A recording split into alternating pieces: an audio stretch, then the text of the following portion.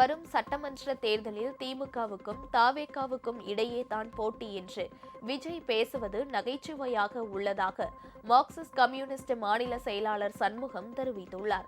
சென்னையில் நடைபெற்ற விடுதலை போராட்ட வீரர் ராமச்சந்திரன் புத்தக வெளியீட்டு விழாவில் பங்கேற்று பேசிய அவர், இதுவரை எந்த தேர்தலிலும் போட்டியிடாமல் திராவிட இயக்கத்தை எதிர்ப்பது மேலும் நகைச்சுவையாக இருப்பதாக கூறினார். தேர்தலையுமே எதிர்கொள்ளாத ஒரு கட்சியினுடைய தலைவர், ஒரு 75 ஆண்டுகளுக்கு மேலாக பாரம்பரியமிக்க திராவிட முன்னேற்ற கழகம் கம்யூனிஸ்ட் இயக்கம் இந்தியாவில் தோன்றி 100 ஆண்டுகள் கடந்து விட்டது. 100ஆண்டு விழாவையும் கொண்டாடி முடிச்சிட்டோம். எங்களாலேயே திராவிட இயக்கத்தை எதிர்கொள்ள முடியவில்லை.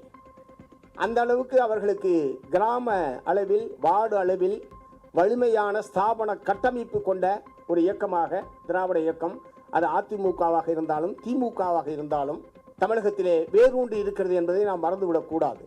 அத்தகைய வலிமையான இயக்கம் இருக்கக்கூடிய ஒன்றை அவர்களுக்கும் எனக்கும் தான் போட்டி என்று சொல்லுவது என்பது அவங்க அது ஒரு ஜோக் மாதிரி ஜோக்கு தான் அப்படின்ற முறையில் அவங்க அதை சொன்னாங்களான்னு தெரியல.